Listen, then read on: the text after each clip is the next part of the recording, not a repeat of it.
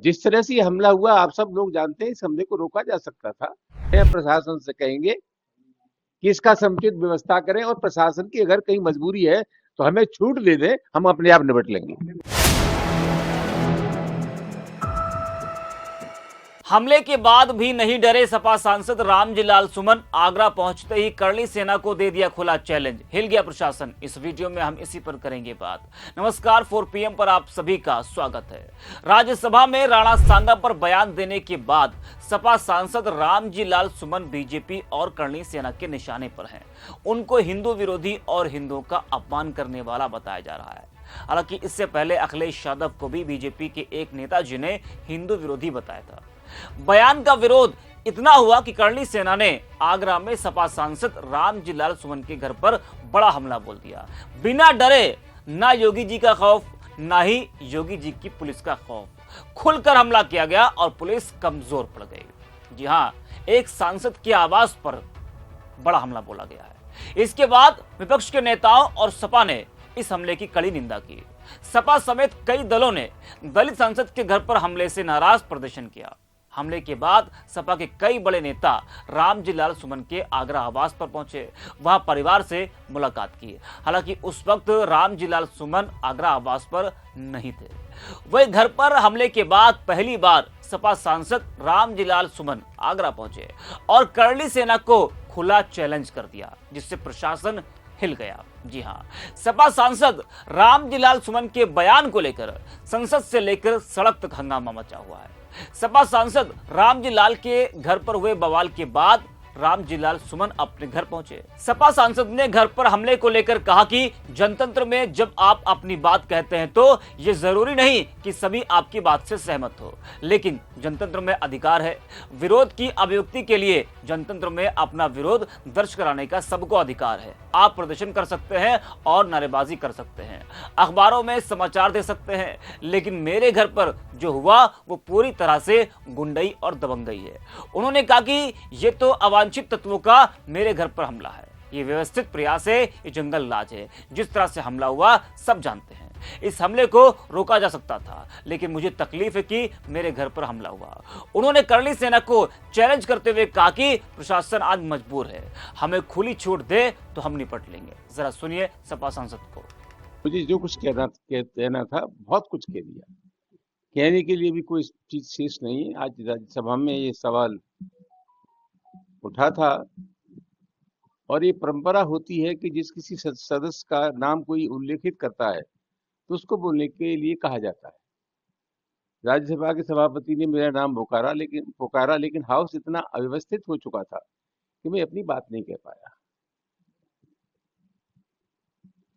हमला हुआ है आपके घर पर, किस तरह मानते हैं आप? क्या राजनीति हो रही है? किस तरह गंदी है, अच्छी है, किस तरह राजनीति? देखिए, जनतंत्र में आप जो कुछ बात करते हैं, ये आवश्यक नहीं है कि सभी लोग आपकी बात से इत्तेफाक करते हों, सहमत हों, लेकिन जनतंत्र में अधिकार है विरोध की अभिव्यक्ति के। प्रदर्शन कर सकते हैं, आप धरना दे सकते हैं, अखबारों में समाचार दे सकते हैं। जो जनतंत्र में अधिकार हैं उनका इस्तेमाल सकते हैं। ये तो विशुद्ध गुंडई है, लफंगईगिरी है। ये तो अवांछनीय तत्वों का हमला है मेरे घर पे, मेरे परिवार पे, हमें नेस्तु नाबूद करने का। ये व्यवस्थित प्रयास है, जंगल राज है। और जिस तरह से ये हमला हुआ आप सब लोग जानते हैं, इस हमले को रोका जा सकता था, लेकिन मुझे बेहद तकलीफ है कि सब कुछ होने के बावजूद भी ये हमारे घर परिवार पर हमला हुआ। ये एक मनोवृत्ति है, ये वही लोग हैं जो मुख्यमंत्री न रहने के बाद जिन लोगों ने अखिलेश यादव का घर की सफाई की, ये वही लोग हैं जो दलितों की बारात को नहीं चढ़ने देते, ये वही लोग हैं जो अकलियत के खिलाफ है, ये वही लोग हैं जो पीडीए के खिलाफ है। तो कुल मिलाकर के ये सुनियोजित षड्यंत्र था जो हमारे घर पर हमला किया गया। कितने लोगों को पकड़ा, छोड़ दिया गया? क्या कानून व्यवस्था कैसी है ये? मैं समझता हूं उससे सहजी अंदाजा लगाया जा सकता है। प्रभावी कार्रवाई उनके खिलाफ होनी चाहिए थी। और सबसे बड़ा सवाल तो ये कि इतनी लचर व्यवस्था थी कि वो लोग हमारे घर तक आ गए बुलडोजर लेकर के। अब समाजवादी पार्टी का किस तरह से? समाजवादी पार्टी का मैं कार्यकर्ता हूं। पार्टी जो कुछ फैसला करेगी स्थानीय स्तर पर, मैं अपने मित्रों से, साथियों से, सहयोगियों से, पार्टी के लोगों से मिलकर के हम भविष्य की रणनीति तय करेंगे। पार्टी के राष्ट्रीय अध्यक्ष जी से बात करेंगे। मैं साफ साफ कहना चाहता हूं, हिंदुस्तान में जो उपेक्षित है, पिछड़ी जाति के लोग हैं, जो दलित हैं, शोषित है, पीड़ित है, अकलियत के लोग हैं, ये हमला रामजी लाल सुमन पर हमला नहीं है, ये हमला पीडीए पर हमला है। अभी उन्होंने फिर दोबारा से 12 तारीख का फिर ऐलान किया है कि हम 12 तारीख को फिर आ रहे हैं।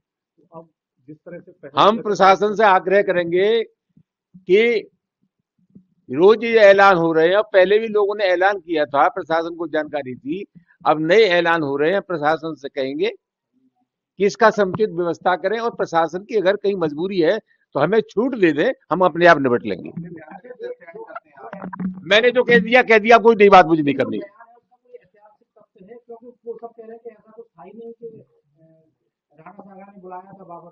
ऐसा है, तमाम दस्तावेज हैं इस सिलसिले में। बाबरनामा के अलावा एक अभी सीरियल चल रहा है, भारत की खोज, जिसे दूरदर्शन ने बनाया था, आप उसे देख लीजिए। ऐतिहासिक तथ्य है जो मैंने कहा था। तो सुना आपने किस तरह से सपा सांसद ने खुला चैलेंज किया है करणी सेना को। दरअसल एक बार फिर करणी सेना ने धमकी दी है। 12 अप्रैल को आगरा में जमा होने का ऐलान किया गया है, जिससे प्रशासन के हाथ पांव फूल गए। लेकिन सवाल यह कि खुलकर हमला किया गया, फिर से धमकी दी जा रही है। आखिर पुलिस कर क्या रही है? पुलिस ने क्या किया अभी तक? जी हां, और जिसने धमकी दी है, जिसने हमला बोला है, कि पुलिस ने अभी तक कोई ढंग से कार्रवाई की या फिर हिरासत में लेकर उनको छोड़ दिया गया? आपको बता दें कि राणासांगा पर दिए गए बयान के बाद रामजी लाल सुमन के खिलाफ करणी सेना ने जमकर उपद्रव मचाया।